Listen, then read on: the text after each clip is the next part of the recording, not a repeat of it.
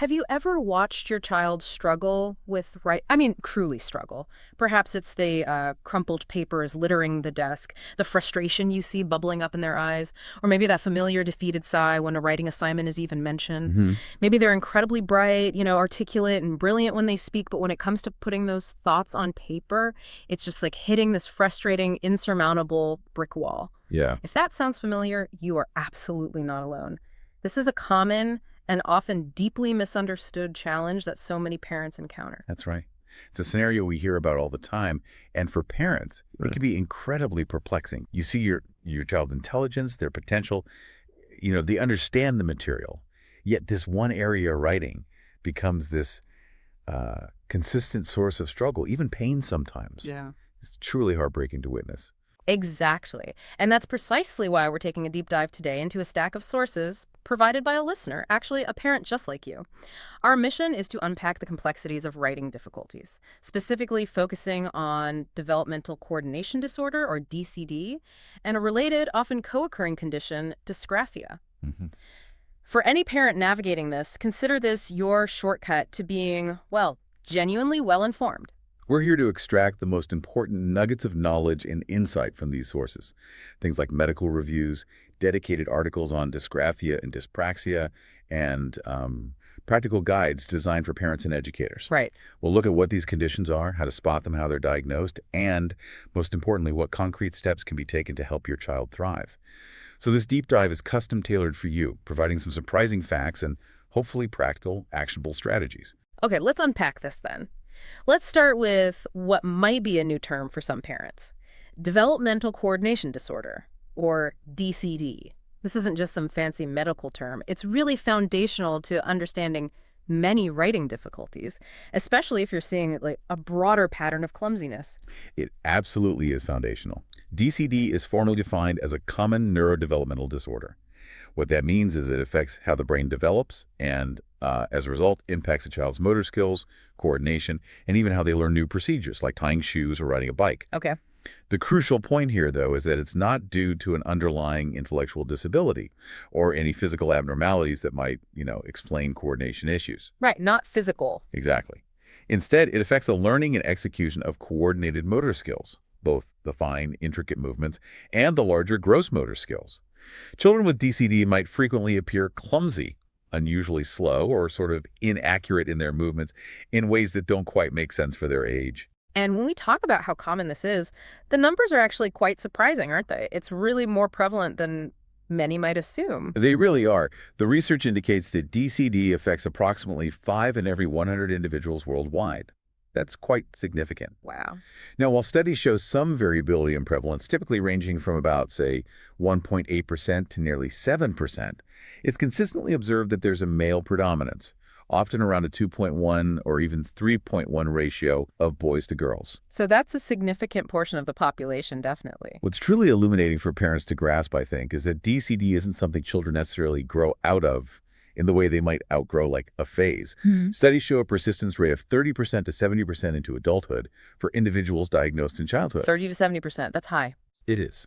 The powerful insight here is that this isn't just a childhood quirk. It has direct and significant consequences that can ripple through academic life, daily activities, professional pursuits, and even social interactions. Recognizing it early means we can equip children with lifelong strategies rather than waiting for them to magically catch up.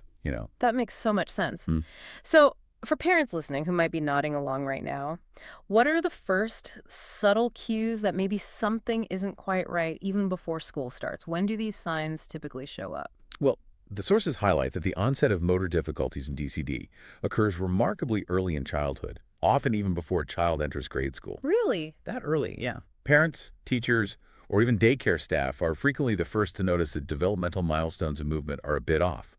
The developmental deficits themselves can vary widely, from very specific limitations in certain motor tasks, like maybe difficulty with a specific type of puzzle, to a more generalized impairment across a broader range of motor skills. You might notice difficulties with things like dressing themselves, using utensils, or even simple drawing long before formal writing ever comes into play. It's often that general impression of being a bit clumsy or perhaps slower to pick up new physical skills compared to their peers. And this brings us directly to a crucial connection, one that many parents might not realize exists. The link between this broader DCD and the specific writing issue, dysgraphia. That's right. The material makes it clear that about fully half of all children diagnosed with DCD experience significant difficulty learning to write. God, wow. Yes. This fact alone significantly increases their risk of impaired handwriting skills. So understanding DCD is a critical precursor when we're discussing dysgraphia because it often points to an underlying motor planning challenge that impacts how the brain essentially tells the hand what to do. So why does understanding this link matter so much for a parent? Why is it such a critical piece of the puzzle? It matters immensely because interventions for dysgraphia are proven to be effective, and early diagnosis is absolutely key for successful rehabilitation. If we can identify these underlying motor planning challenges early on, we can start supporting a child before frustration, and those secondary emotional impacts like anxiety and low self-esteem become really deeply entrenched. So it's proactive. Exactly. It's about proactive support, not reactive damage control later on. That's a vital distinction. Okay, so let's zero in on dysgraphia itself now. We've talked about DCD as the broader motor coordination picture. What exactly is dysgraphia at its core? Okay, so at its core, dysgraphia is a neurological disorder and a specific learning disability that directly affects written expression. Now, while it most noticeably impacts handwriting, it also profoundly influences how a child organizes thoughts on paper, their spelling accuracy, and their overall ability to translate their, brilliant ideas into written words. We can think of it as a transcription disability. That means it affects how the brain translates thoughts into written symbols and the movements required to make them. And the word itself is quite descriptive, isn't it? It kind of tells you a lot. It does. Dysgraphia comes from the Greek word dys, meaning impaired, and graphia, which means writing by hand. So it literally translates to disabled handwriting. It helps reinforce that direct connection to the physical act and cognitive process of writing. Okay, disabled handwriting. Got it. Yes, and it's important to clarify that its impact extends far beyond just the physical act of forming letters on a page. It affects what's called orthographic coding. You can think of it like your brain's internal filing system for how written words are stored, retrieved, and recalled in your memory. Orthographic coding. Like a mental dictionary for spelling. Sort of, yeah, how the words look and are stored. It also impacts finger sequencing, which are the precise, rapid-fire muscle movements needed to write fluently. So it's not simply about messy handwriting. It's about the entire complex, interconnected process of transcription, really, from thought to paper. And here's one of the most vital distinctions our sources highlight, something I think every parent needs to grasp immediately.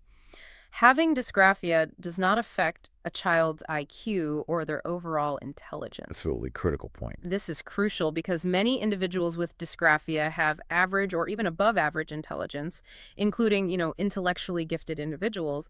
Their written work simply doesn't reflect their true understanding, their deep knowledge, or their brilliant ideas. Imagine knowing all the answers but being unable to convey them clearly on paper. That's the disconnect.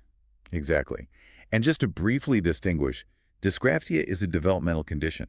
This means it appears early in a child's life as they begin the journey of learning to write. Okay. This is different from something called acquired agraphia, which is loss of writing ability that results from a specific brain injury, maybe a stroke, or a progressive illness in someone who previously had typical fluent writing skills. So for parents listening, we're talking about something that emerges and becomes apparent as their child grows and develops writing skills. Right. Developmental, not acquired later. Yeah. Okay. Now let's talk about something that often gets confused, creating quite a bit of overlap and, frankly, misunderstanding. Dysgraphia versus dyspraxia. They sound similar, don't they? They do. And they can certainly cause similar struggles with writing and fine motor skills. In fact, our sources say they often co-occur in the same child, making it even trickier to differentiate without expert help. They absolutely do, and that's precisely where the confusion often lies. Dyspraxia is a much broader term.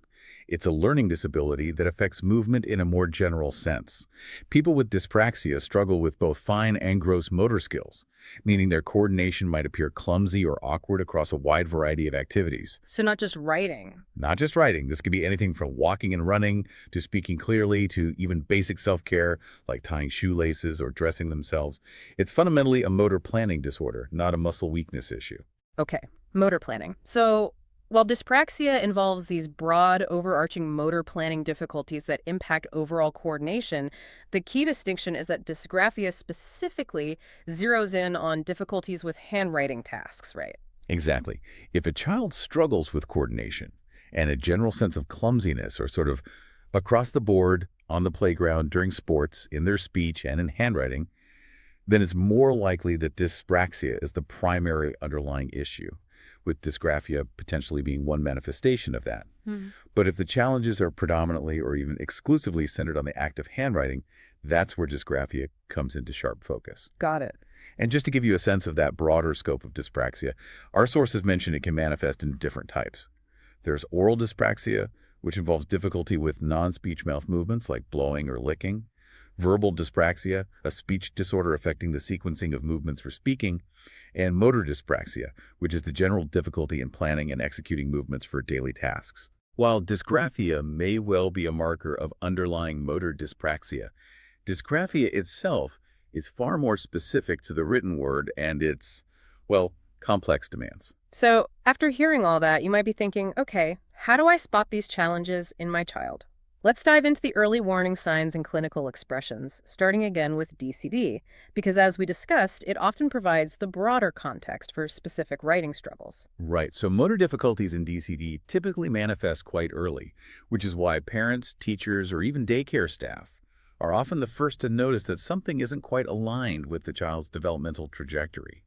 It's those consistent observations that something just seems a bit off with their movements, even before they enter formal schooling. Right. The clumsiness or slowness can become apparent in a wide range of everyday activities. And what's interesting is how the signs can actually change as a child grows, right? Reflecting the different developmental demands they face.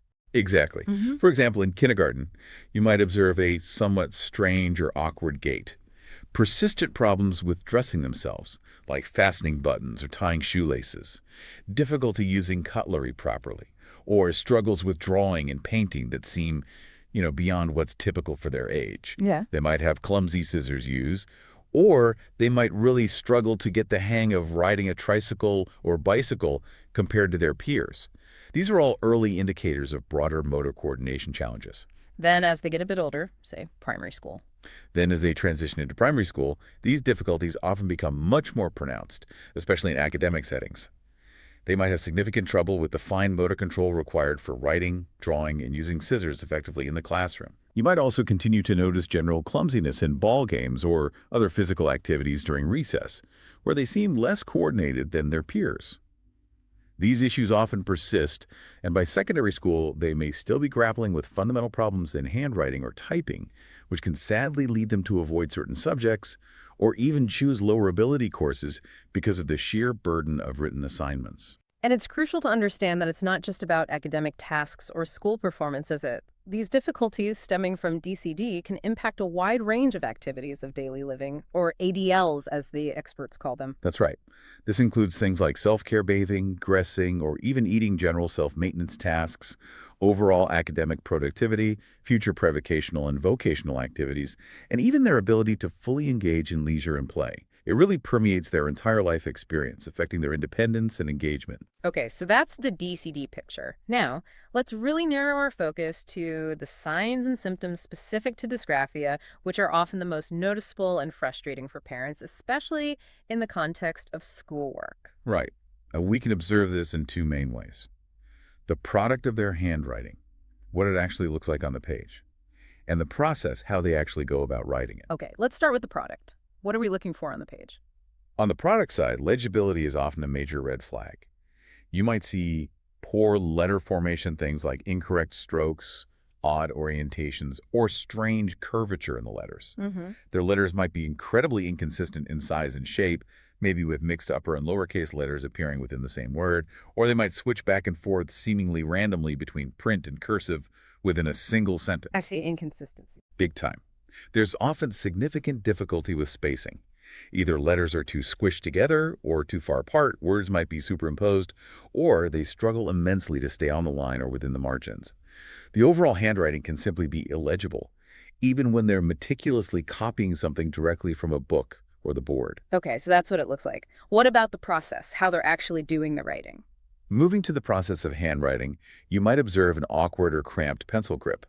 And this isn't just about appearance. This poor grip can actually lead to significant physical pain, sore hands, and debilitating cramps after even short periods of writing. Gosh, actual pain? Yes, they might adopt unusual wrist, arm, body, or even paper orientations to compensate, like bending their arm into a strange L shape or holding the paper down with their non-dominant hand in an unusual way. Hmm. Poor control over pen pressure is also common, meaning the pressure might be far too much, too little, or just wildly inconsistent, leading to faint or heavily indented script. Their writing speed might be wildly incorrect, either painstakingly slow or, conversely, too fast but lacking control with abnormal fluctuations in pace, or too many lengthy pen lifts, which disrupts the flow.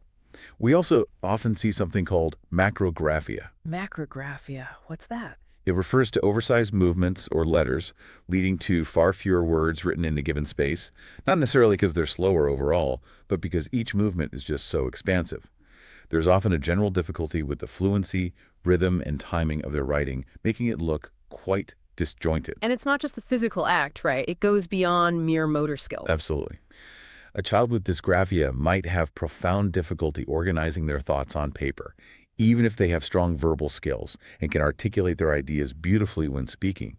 They struggle with translating those ideas from their mind into writing, sometimes using the wrong words, omitting critical facts or details, or just losing their train of thought mid-sentence. Poor spelling is frequent, even for common words they should know, and they might frequently omit entire words or letters. You might also notice difficulty with grammar or sentence structure when they're writing, even though they speak with perfect grammar and complex sentences. Interesting distinction. Yeah. They may also rely heavily on vision to write, watching their hands meticulously as they form letters, or maybe saying words out loud while they write, which really indicates the immense cognitive and physical effort required for this seemingly simple task. So the impact of these challenges on a child, it must be incredibly profound, affecting them emotionally and socially too. Oh, absolutely. Children with dysgraphia often develop a really strong aversion to writing. You might see them making endless excuses to get out of writing projects, maybe crying, pouting, or outright refusing assignments. This can devastatingly be mislabeled as laziness by others who don't understand the underlying neurological difficulty. Which must be so frustrating for the child and the parent. Incredibly. And this leads to significant emotional distress. We often observe lowered self-esteem, reduced motivation, poor self-efficacy. They simply don't believe they can succeed, no matter how hard they try. This can snowball into heightened anxiety, even depression, social withdrawal, and sadly, sometimes bullying or feelings of loneliness because they're acutely aware they're not performing at the same level as their peers. Ah. Academically, they struggle with note-taking, they have incomplete assignments, and they often feel like their hard work simply doesn't pay off, creating this deep sense of injustice. It's an immense burden for a child to carry, day in and day out. It truly is. And a particularly heartbreaking aspect, one that can delay crucial support, is when gifted children manage to mask their difficulties. Yes, that's a really important point. They might have strong verbal fluency and comprehension, allowing them to excel in other areas and verbally articulate complex ideas, which inadvertently hides their struggles with writing for a while. So they compensate verbally. Exactly. And this unfortunately leads to underdiagnosis because their impressive intelligence often isn't reflected in their written output, making it easy to overlook their specific learning challenge. Their struggles get dismissed.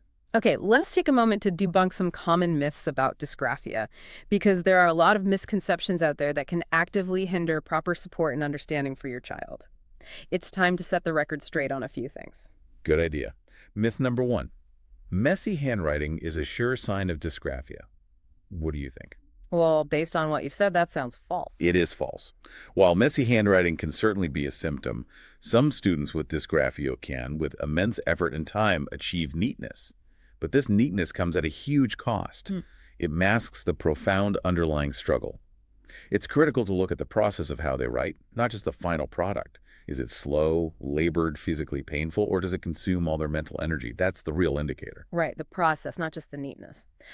Okay, myth number 2. Kids with dysgraphia have below average intelligence. Also completely false, and we truly cannot emphasize this enough. Children with dysgraphia typically have average to above average intelligence, and many are exceptionally bright.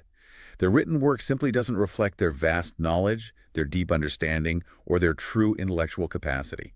Brilliant minds, struggling hands. Brilliant minds, struggling hands. I like that. Okay, myth number 3. Students with dysgraphia are just being lazy.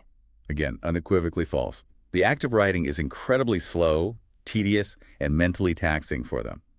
Imagine trying to talk while simultaneously solving a complex math problem and performing intricate finger exercises. Wow, yeah. When so much effort is spent just forming letters and remembering the mechanics, they literally lose the thread of what they wanted to say. This immense effort leads to frustration and avoidance, which might look like laziness to an uninformed observer, but it's a desperate response to an overwhelming, painful task. Not laziness at all. Okay, definitely not laziness. Myth number 4. Dysgraphia is the same as dyslexia. Incorrect. While both conditions can affect spelling, and they often do co-occur in the same child, they are distinct learning disabilities. Dyslexia primarily impacts reading, decoding, and language processing, whereas dysgraphia fundamentally affects the physical act of handwriting and the broader process of written expression.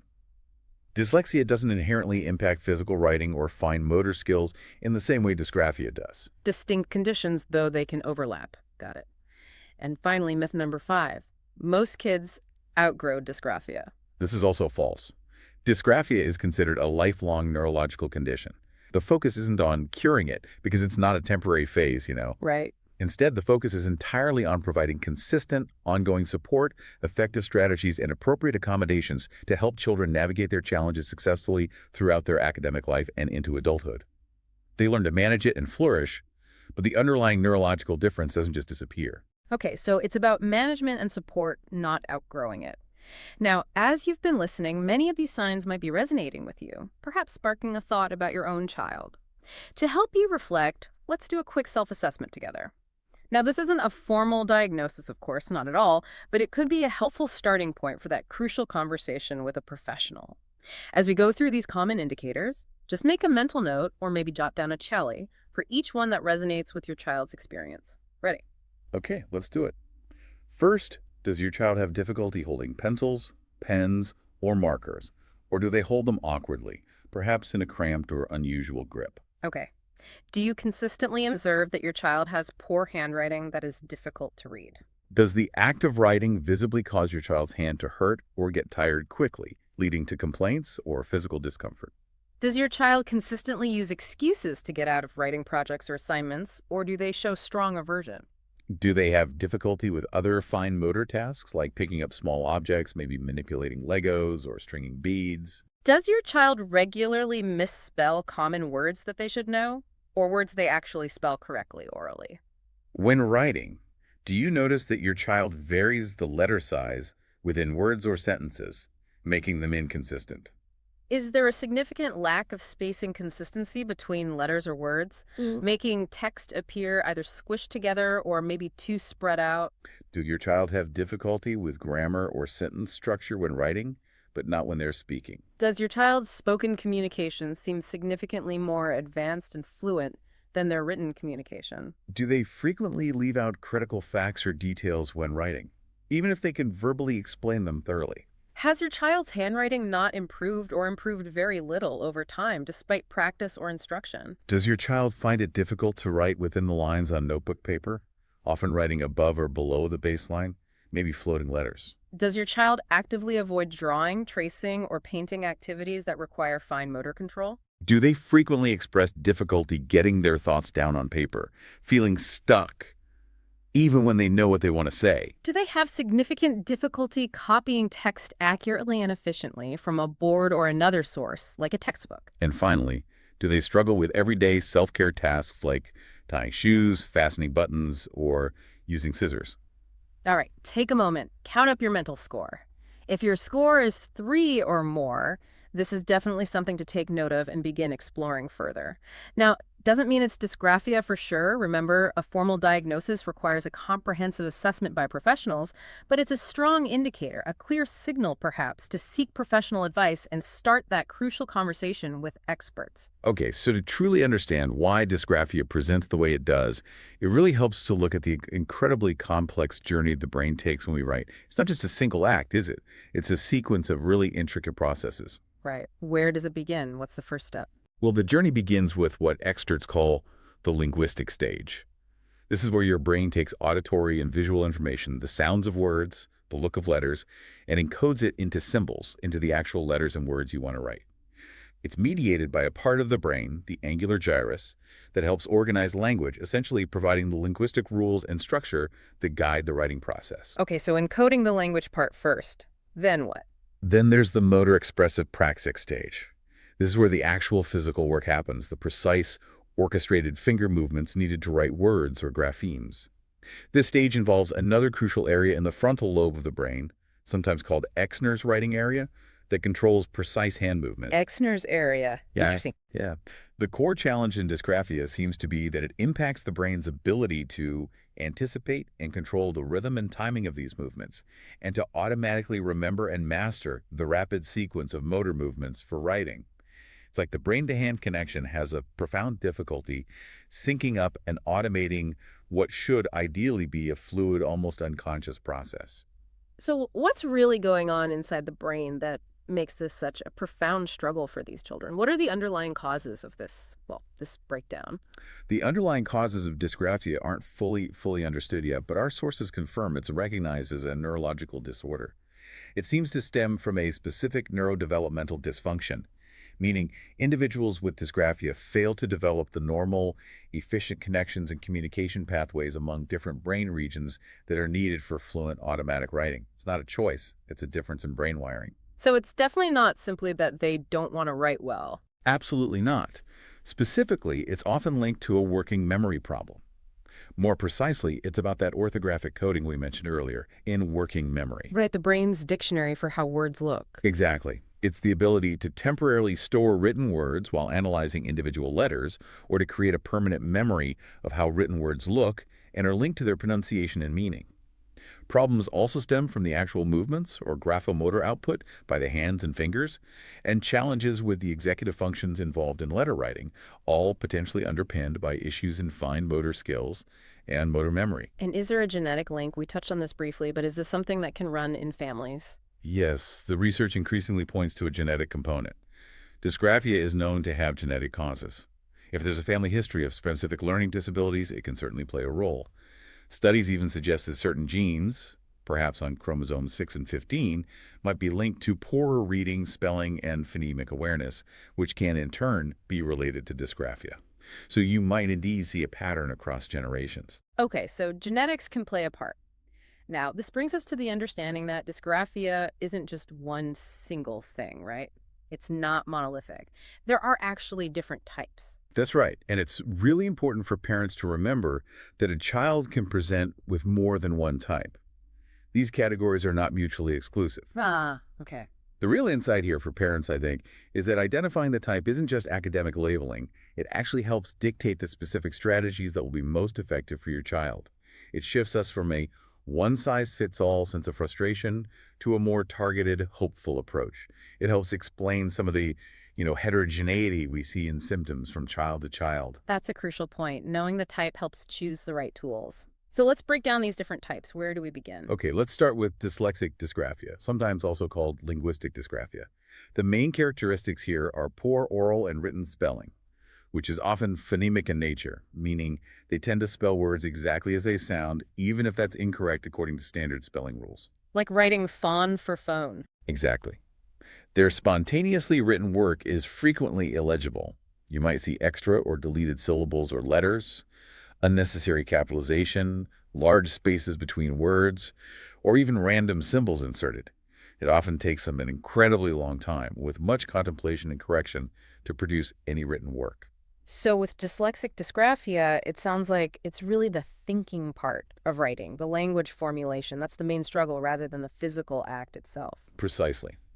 What distinguishes this type is that their copied work is usually fairly good, because they don't have to generate the linguistic content themselves, they're just reproducing it. Their drawing ability is also typically preserved.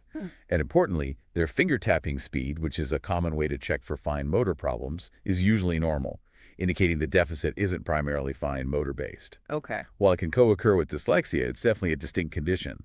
Dyslexia doesn't necessarily impact the physical act of writing or fine motor skills in the same direct way. Got it. Okay, next up we have motor dysgraphia, which is sometimes referred to as peripheral dysgraphia. This sounds like it's much more about the physical mechanics, the movement. It is. This type is primarily due to deficient fine motor skills, perhaps poor dexterity, poor muscle tone, or an unspecified general motor clumsiness. It impairs both the motor patterns needed for writing and motor memory, the automatic recall of how to form letters. So what does the writing look like? Their handwriting is overall poor to illegible, regardless of whether it's spontaneous writing or copied text. Even short samples might look acceptable at first glance, but they require extreme effort and simply cannot be sustained for long periods, often leading to that physical pain, cramps, and extreme fatigue we mentioned earlier. So the body itself is really fighting the task. What other physical signs would a parent notice with this type? Well, physical signs often include a poor, inefficient pencil grip, writing that's often slanted due to an incorrect pen angle, inconsistent or maybe too much or too little pen pressure, and a noticeably slower writing speed. Their drawing is also often impaired, as it too relies heavily on fine motor control. And what distinguishes this clearly? What clearly differentiates this is that their oral spelling is typically normal. They can spell the words correctly out loud. But their finger tapping speed is consistently below normal, clearly indicating underlying fine motor problems. This type is often associated with DCD or dyspraxia, and kinematic difficulties issues with the motion of writing and pressure issues are very common. Okay, that makes sense. Then there's spatial dysgraphia. As the name suggests, this must be about how they perceive and use space on the page, right? That's spot on. This type is characterized by a profound impairment in the understanding and organization of space. This leads to illegible, spontaneously written work and copied work. You'll vividly notice abnormal spacing between letters and words, maybe letters crammed together or drifting far apart, and significant difficulty with baseline placement and margins, with words seeming to float or sink on the page. And how would a parent distinguish this from the other types, especially motor dysgraphia, if the writing is illegible in both? Good question. A key distinguishing feature for spatial dysgraphia is a major impairment in drawing abilities. They struggle significantly with replicating shapes and figures accurately in space.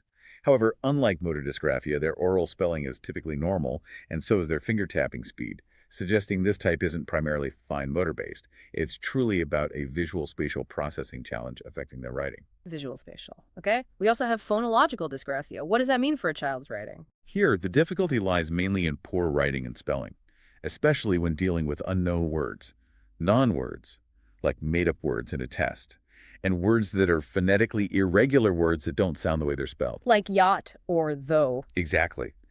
Children with this type struggle to memorize phonemes, those distinct units of sound, and blend them appropriately when converting sounds to written letters.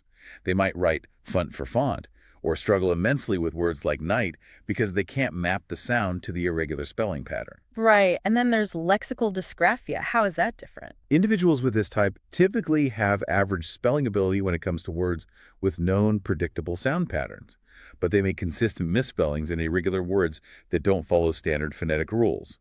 For instance, they might spell island as island or said as said. So they rely too much on sounding out. Precisely. They rely heavily on sound-to-letter patterns and struggle with the visual memory of how irregular words look. Our sources note that this is most common in less phonetic languages like English and is considered a relatively scarce form of dysgraphia compared to others. Interesting. And finally, there's a more recently proposed subtype, I think you mentioned it was from 2010, called dysgraphia, or voicing substitution dysgraphia. This sounds quite specific. It is quite specific. The characteristic here is making very particular mistakes when transferring from phone sounds to graphemes, letters, specifically with voicing, for example, consistently writing coat instead of goat or pat instead of bat. They substitute the unvoiced sound for the voiced one. So K for G, P for B, P for D. Exactly. And this isn't due to auditory processing problem or speech production issues, but rather seems to be an error in translating a voiced sound into its unvoiced counterpart, specifically during the act of writing. So it's a very particular type of spelling error related to sound features. Yes. Interestingly, dysgraphia can occur even with otherwise intact language processing functions, suggesting a selective impairment in how voicing features are processed for writing. While proposed relatively recently, studies have found it in higher percentages in specific populations, like patients with primary progressive aphasia, where it was seen in, I think, 19 out of 90 patients in one study, which is a higher percentage than you'd expect in the general population. It just highlights the ongoing evolution in understanding these nuanced conditions. Absolutely fascinating how specific these can get. Now, one incredibly important point that cannot be stressed enough for parents listening is that dysgraphia is almost always accompanied by other learning disabilities or neurodevelopmental disorders. This is rarely a standalone condition, is it? That's a critical point to internalize, yes. It's very rare for it to occur in isolation. Common co-occurring conditions include attention deficit hyperactivity disorder, or ADHD-ADD, autism spectrum disorder, ASD, Tourette syndrome, dyslexia, oral and written language learning disability, often known as OLLD or SLI, and dyscalculia, difficulty with math. So, a whole constellation potentially. Potentially, yes. And the presence of these other conditions can significantly impact the specific presentation of dysgraphia and absolutely necessitates a comprehensive, holistic assessment to ensure all of your child's unique needs are understood and addressed.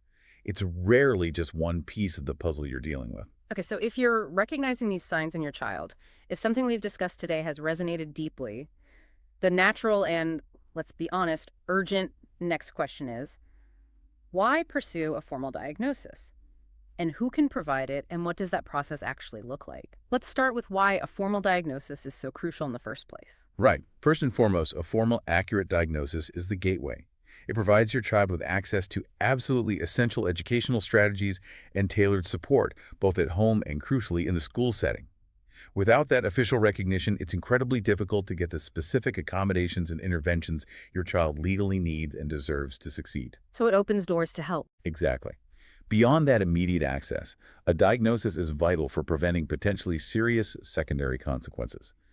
Untreated writing difficulties can unfortunately snowball into significant anxiety, even depression, social withdrawal, a profound loss of confidence, and deeply rooted poor self-esteem.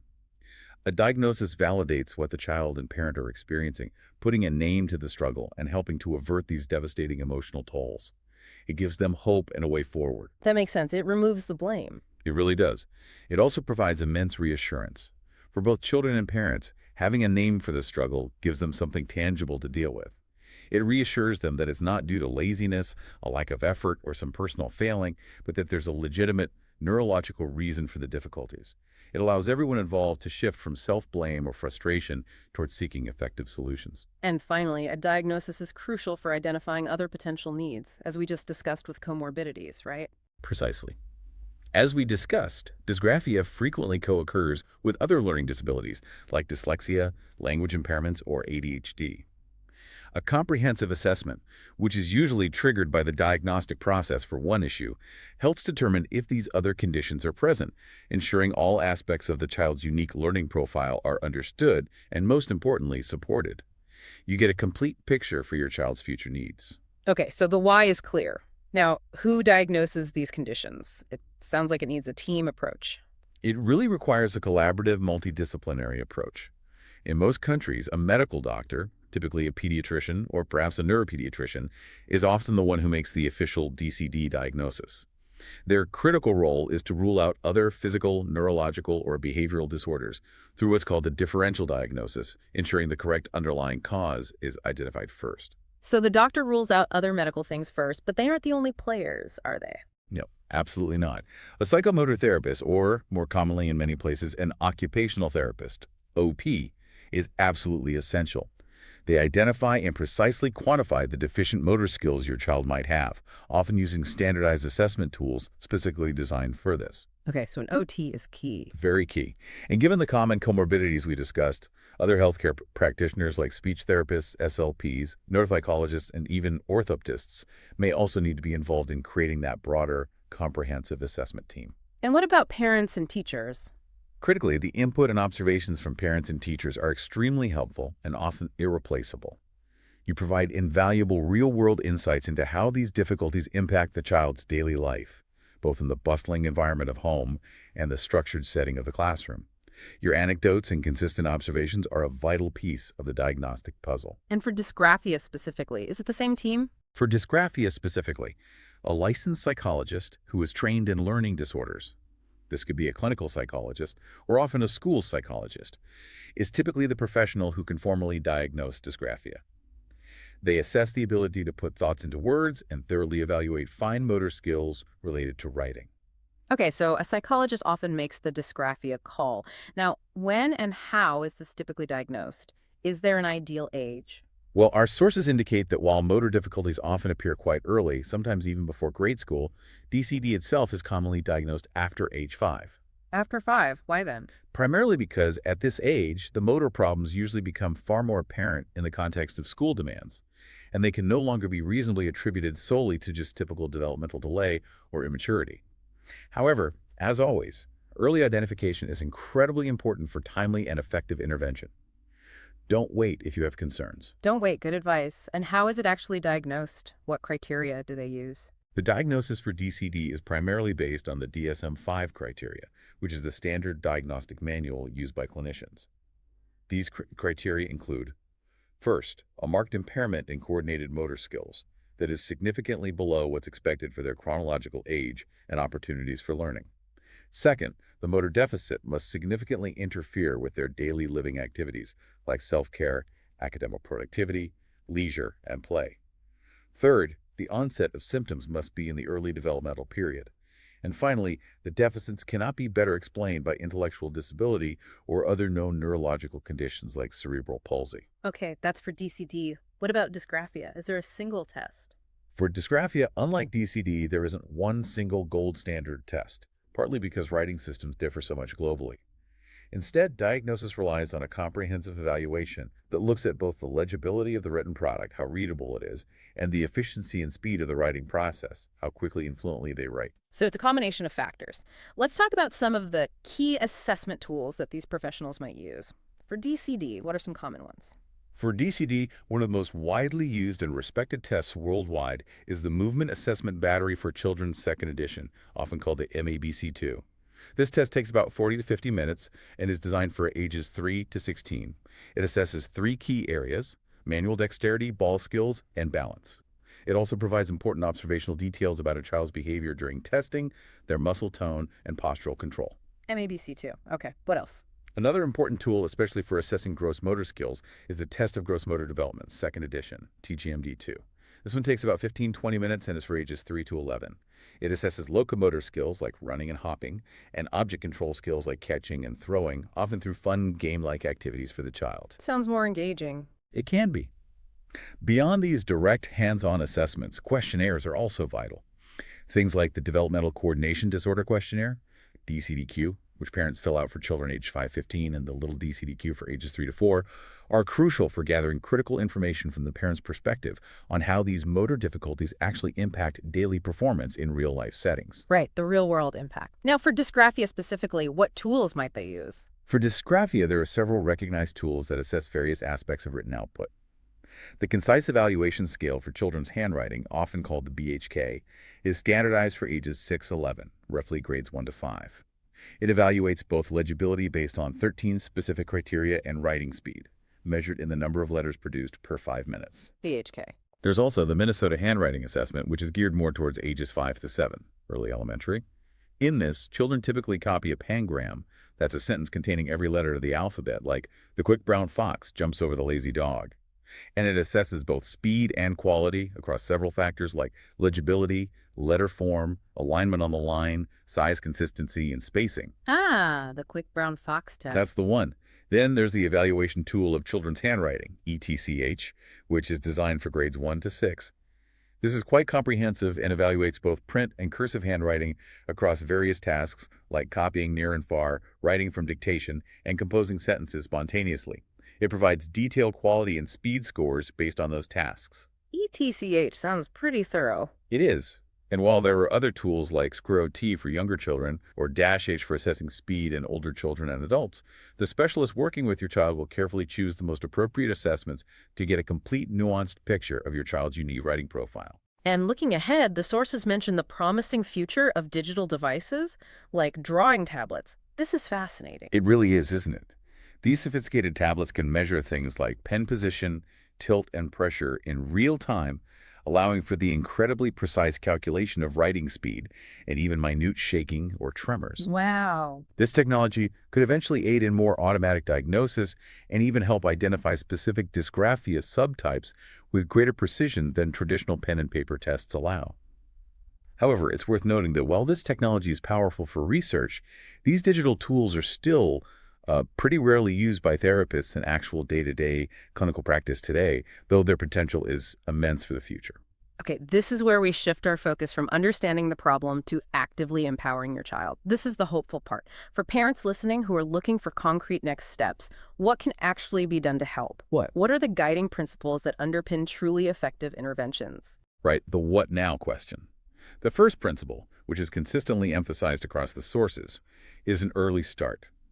Interventions are generally much more effective when they're started with small children, ideally even before age 5. The earlier you identify the challenges and begin targeted support, the more impactful and lasting the results tend to be, hopefully preventing the accumulation of frustration and academic lag. Early is better. Yeah. Got it. What else? Next, interventions must be completely individualized. Each child's experience with dysgraphia is unique, right? It's a complex blend of symptoms and strengths, so the strategies need to be meticulously tailored to their specific characteristics, their cognitive profile, the severity of their condition, and importantly, any co-occurring disorders they might have. There's simply no one-size-fits-all approach that will work for every child. Makes sense. Tailored to the child. It's also crucial that the interventions have functional focus. This means they are linked directly to the real-life difficulties the child is experiencing in their activities of daily living, ADLs. Whether that's basic self-care, academic tasks like writing essays, or even engaging in play. The goal isn't just to practice a skill in isolation, like repeatedly forming the letter A, but to see that skill transfer and improve in practical, everyday situations that actually matter to the child and their family. Functional, real-world goals, and it absolutely requires a collaborative approach, doesn't it? Something that parents will play a central role in. Absolutely. Effective rehabilitation is rolled out in concert with the child themselves, parents, teachers, and other therapists involved. This collaborative team approach maximizes the training effect and, critically, helps the child generalize newly learned skills across different environments, from the therapy room to home to the classroom. Consistency across settings is key for real change. Teamwork makes the dream work, as they say. What about how often and for how long? Finally, intensity and duration matter significantly. Our sources suggest that high-intensity and high-frequency interventions, meaning at least 3 to 5 times per week, for a minimum of perhaps 9 weeks, are generally more effective in producing lasting change. That sounds like a big commitment. It can be, yes. However, it's also good news that even relatively short-term interventions can yield immediate noticeable benefits. So don't feel discouraged if you can't commit to that full intensive schedule right away. Every bit of targeted, consistent help makes a difference. Progress over perfection. Okay, good to know. Now, let's look at the effectiveness of different types of approaches to therapy.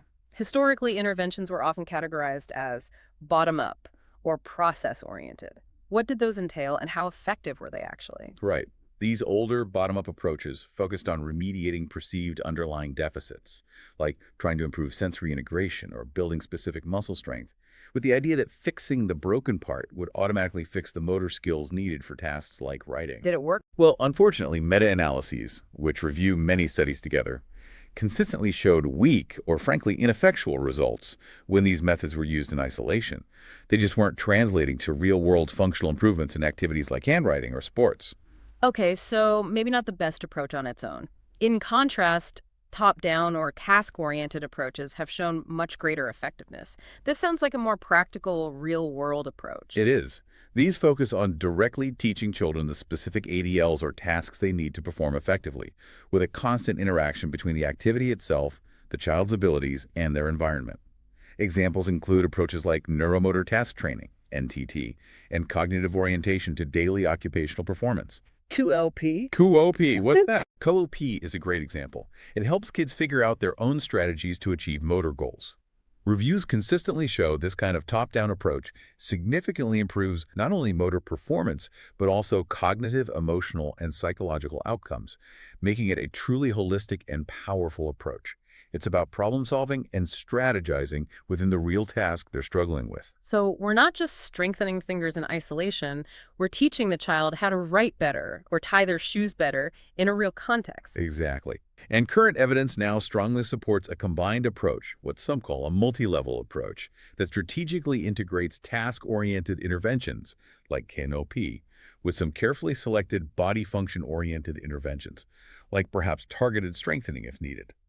This blend seems to offer better transfer of skills to real-life situations, building foundational abilities while still always focusing on functional tasks and meaningful outcomes for the child. Okay, a blended approach sounds promising. Now, let's get into some specific rehabilitation strategies for dysgraphia and DCD that you, as a parent, can explore and discuss with your child's therapists. Let's start with graphomotor exercises. What are those? Graphomotor exercises are pretty foundational. Since children with dysgraphia often have a strong aversion to writing due to past frustration and failure, therapists will typically start with very simple exercises, focusing on the primitives of writing basic shapes like loops, circles, straight lines, and bridges. Like pre-writing shapes. Exactly. These gradually increase in complexity, depending on the child's performance, and importantly, their motivation, eventually leading into direct training in actual handwriting, forming letters and words.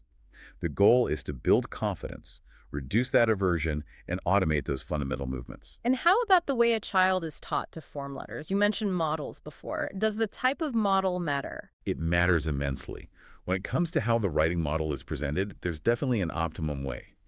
Models with ductus, which means they show the correct order and direction of strokes with clear arrows or numbers, are far more efficient for learning than static flat models of letters. Okay, showing the direction. Yes. Even better, showing videos of someone actually writing, allowing the child to see the movement dynamically in real time, is more effective than just showing a static image of the finished letter. Conversely, the old method of joining dots to draw letters can actually be detrimental, Really? Why's that? because it forces close visual control and hinders the development of natural movement velocity and fluency, making it harder for the child to automate the motor patterns. You want fluid movements, not careful dot connecting. That's a great insight for parents doing practice at home. Are there other ways to help the child's brain feel the writing process more effectively beyond just looking? Yes, absolutely. Another strategy involves modifying perception and sensory feedback. For instance, using a fake pen, one without ink, removes the visual trace, allowing the child to focus purely on the feeling of the movement itself, reducing the visual distraction or pressure to be neat. Interesting. What else? Increasing tactile and kinesthetic information can also be hugely beneficial. Think about exploring letters made in relief, like sandpaper letters, or writing on paper placed over a screen or sandpaper to provide friction feedback. Even background music can sometimes be effective for rhythm, but you need to carefully check that it doesn't distract the child, especially if they also have attentional disorders like ADHD. Right, check for distraction. And are those promising digital tablets being used for rehabilitation yet? New technologies are indeed showing promise here. Digital tablets can be programmed to modify visual information, perhaps by reducing the trace of the writing to encourage focus on movement, or by increasing sensory feedback with auditory cues, like a swoosh sound for a smooth stroke, or real-time color changes based on the kinematics, speed, pressure of the writing. That sounds very cool. It is. While powerful for research and future applications, it's worth reiterating that these digital tools are still pretty rarely used by most therapists in daily clinical practice today, mainly due to cost and training, but they represent an exciting frontier for more personalized rehab. Okay. Motor imagery, MI training, is another fascinating strategy mentioned in our sources. It sounds almost like visualization for athletes. It is very similar. This involves the mental representation of actions without actual physical movement. So the child vividly imagines themselves writing smoothly and correctly. Even without physically moving, simply imagining the action helps optimize motor control by shaping the internal models or blueprints for movement in the brain. Does it work? Yes, studies show MA can significantly improve MABC scores, particularly for children with more severe motor deficits, making it one of the most valuable, low-impact, no physical strain, yet potentially powerful techniques available. It's essentially training the brain's internal planning system for movement. Wow. Beyond the brain level strategies, what about strengthening the actual hands and fingers? Is that still important? Yes, strengthening hands and fingers is absolutely crucial for meeting the biomechanical requirements of handwriting. Things like maintaining proper wrist stability and developing finger dexterity and endurance. So what kind of exercises help? Simple exercises can make a big difference. Using resistance bands like TheraBand for grasping and pulling, or isolating wrist movements, playing with Play-Doh or therapy putty, pulling it, twisting it, pinching small balls of it, squeezing it, even doing weight bearing through the hands on it. Or even a simple tennis ball with a slit cut into it, the child has to pinch it open to retrieve small items hidden inside. These all build essential foundational strength and endurance for writing. Okay, simple tools can work. Then there's kinesthetic learning and proprioceptive work. This sounds like it really taps into the brain-body connection, using the whole body to learn. It does. And it's incredibly effective because it engages multiple sensory systems simultaneously. Imagine forming letters with your child's entire body, like getting them to create a giant S shape on the floor with their arms and legs, or tracing letters gently on their back or palm so they can feel the shape and direction of the letters without even looking. Body spelling. Kind of. Animal walks, like doing a bear walk along an S shape drawn on the floor, or using heavy work, like pushing or carrying large foam blocks or pool noodles to make letter shapes, helps get the entire body involved in learning the form and movement of letters. This deeper physical engagement, using proprioceptive input, can build much stronger motor memories than just pencil and paper alone. That sounds way more fun, too. It often is. And what about using a variety of sensory experiences generally? Multisensory learning. Yes, multisensory activities are incredibly effective because they use a variety of experiences and tools to increase brain involvement and make learning more memorable and concrete. Think about writing letters in sand, foam, or shaving cream, great for finger isolation and tracing practice with different textures. Play-Doh can be used to roll out snakes to form letter outlines or make small balls to place along a letter shape. Writing on paper placed over sandpaper provides unique friction feedback. And using chalk, especially large sidewalk chalk, on a vertical surface like a wall or fence provides different pressure and feedback and encourages use of the whole arm and better posture. The more senses involved, the stronger the learning tends to be. So mixing it up is good. Now, for children specifically with spatial dysgraphia, where baseline issues and spacing are constant problems, what kind of interventions are most helpful?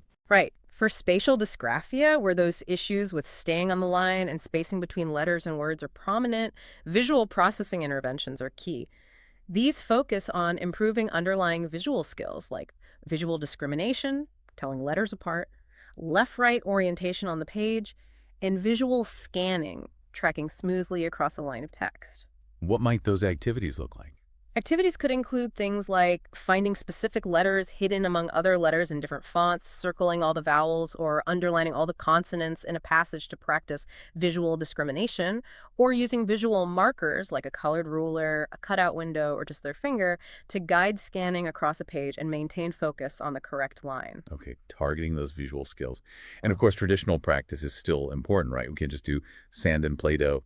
Absolutely not. Letter formation and repetition through traditional practice is still crucial for forming good automatic motor habits and reinforcing correct letter formation.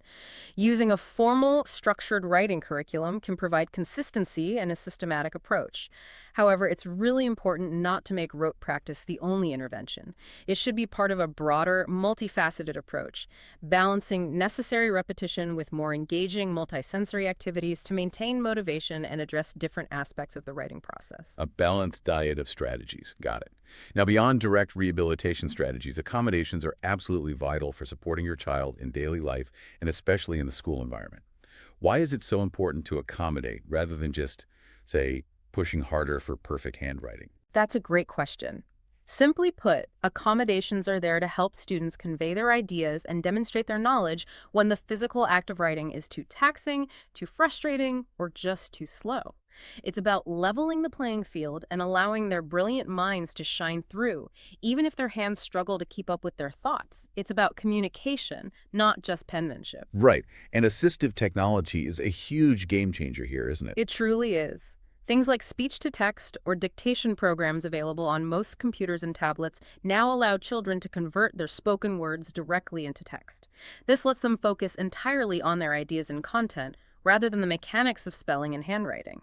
This is fantastic for things like essay writing or answering comprehension questions, where the knowledge, not the handwriting, is what's being assessed. Another simple but effective strategy is recording thoughts first, maybe into a voice recorder or phone app, then transcribing them later. This effectively separates the demanding cognitive process of generating ideas from the demanding physical process of writing, making both much easier to manage. That's smart. And what about simply typing? Is that considered an accommodation? Absolutely, and it's a very common and effective one. Typing has significantly fewer variables than handwriting. Things like letter size, spacing, and formation are handled automatically by the keyboard and software, and spelling correction tools can be built in. This often leads to much neater work, faster output, and consequently a significant boost in self-esteem and confidence for the student. So exploring keyboards might be helpful. Definitely. Exploring ergonomic keyboards or specialized keyboards designed for learning disabilities, or even just enabling predictive text technology on standard devices, can also greatly assist in getting words down more efficiently and with less frustration. Okay, tech helps a lot. What kind of work modifications can be implemented in the classroom itself? Changes to assignments. Work modifications are another crucial area for school support. Granting extra time for assignments and tests can reduce immense pressure and stress. Decreasing the written workload is also key. Perhaps asking them to fill in keywords or complete graphic organizers instead of writing full sentences. Allowing them to work with a buddy to share the writing load on a project, or letting them dictate answers to a partner or scribe for a shared document. What about testing? Oral exams or allowing oral responses are excellent ways to assess a student's knowledge without requiring written expression. And providing notes or outlines prepared by the teacher, or allowing the student to use a tape recorder or take pictures of the board, offers valuable alternatives to the strenuous task of note-taking during lectures. Reducing copying tasks, such as providing worksheets with math problems pre-printed instead of requiring them to copy every problem from the board, also helps conserve their limited writing energy for more meaningful tasks. Those sound really practical. What about physical tools and the environment itself? Simple changes can make a big difference there too, right? Absolutely. Sometimes the simplest things help the most. Simple physical tools and environmental adjustments can be transformative. Pencil grips come in many shapes and sizes and can support a child's grasp, reduce fatigue, and lessen strain. Experimenting with desk space and the writing surface, like using a vertical surface, easel, whiteboard, or a slanted writing board, can promote better posture and arm positioning, making writing less physically demanding, though you always need to monitor for fatigue with different positions. Flexible seating options like wiggle stools or standing desks can also be beneficial, allowing for movement and different body positions. And adaptive paper is something I've heard can be quite effective as well. Yes, it's a simple yet often powerful tool. Adaptive paper includes things like wide rule paper to allow for larger letter formation, graph paper, which can help with spacing, like using 2 boxes for capital letters and 1 or 2 for lowercase, or paper with built-in visual cues. What kind of cues? This could be paper with highlighted bottom or top halves of the writing lines, paper with darkened or bolder baselines, or even paper with raised lines, which you can create using puffy paint, wiki sticks, or hot glue to provide tactile feedback, giving a physical boundary for the letters. Experimenting with different colors for highlighting can also make a huge difference. One source mentioned a student found blue highlighting much more effective than the typical yellow. It's all about finding what works visually and tactilely for your individual child through trial and error. Lots of options to try. Now, all of these interventions and accommodations, whether it's direct therapy or classroom supports, should ideally be integrated with clear goal setting and ongoing evaluation, shouldn't they? How does that work in practice? That's right. Using a method like goal attainment scaling, GAS, is highly recommended. This involves therapists, the child, when appropriate, and parents collaboratively identifying specific functional difficulties the child faces, like writing legibly enough for the teacher to read or tying shoelaces independently. Then, together, they set specific, measurable, achievable, relevant, and time-bound SMART goals based on those difficulties. So everyone's on the same page about the target. Exactly. This collaborative goal setting and ongoing monitoring of progress, regularly rating performance and satisfaction with the chosen tasks after interventions, helps ensure that the therapy and supports are truly effective and remain tailored to the child's evolving needs and strengths. Tools like the School Function Assessment, SFA, or the Canadian Occupational Performance Measure, COPM, can also be used by therapists to formally measure progress in functional tasks over time. Okay, measuring progress is key. And one final but incredibly important point from the sources, educating teachers. This sounds absolutely critical for consistent support. It is absolutely crucial, yes. Teachers, often through no fault of their own, may easily misattribute dysgraphia symptoms to laziness, defiance, lack of effort, or a general lack of motivation simply because they typically don't receive extensive specialized training in recognizing and supporting specific learning disabilities like dysgraphia. So parents need to advocate. Parents often need to become advocates. It is vital for parents to proactively communicate with and educate teachers about what dysgraphia is, its underlying neurological causes, and the specific strategies strategies and accommodations that can genuinely support their child in the classroom. Sharing diagnostic reports or information from therapists can be very helpful. This collaboration in education is fundamental for ensuring consistent, empathetic, and effective support across all environments your child navigates school, home, and therapy. So, to recap our deep dive today, dysgraphia is a very real neurological learning disability that profoundly affects writing. Everything from the physical act of forming letters to organizing complex thoughts on paper. It's often accompanied by other conditions like DCD or ADHD, but this is key. It is not a reflection of a child's intelligence or their effort. Absolutely not. The key takeaway, I think, for every parent listening is that early identification and a multifaceted approach are absolutely crucial. This involves getting an accurate diagnosis from a multidisciplinary team, implementing tailored rehabilitation strategies that focus on function, and putting thoughtful accommodations in place consistently at school and home. Right. It's really about creating an environment where your child feels understood, supported, and truly empowered to thrive, despite their challenges. And as parents, you play such an indispensable role in advocating for your child, helping them understand their unique learning profile, and importantly, celebrating their strengths, not just focusing on their challenges. With the right support and a positive growth mindset, children can absolutely overcome these obstacles, build profound confidence, and truly succeed. Yeah. It's fundamentally about supporting the child in conveying their knowledge and their brilliant ideas, ensuring their voice is heard, not just about perfecting their penmanship. Indeed. And maybe as we conclude, here's a final thought to consider. If writing is primarily a powerful way to capture and communicate our thoughts, what innovative ways can we as a society, educators, parents, technologists, better support every child's unique way of expressing their brilliant ideas, ensuring no mind goes unheard, simply because their hand struggles to keep up? That's a really powerful question. Something for all of us to ponder as we move forward, hopefully creating a more inclusive and understanding world for all learners.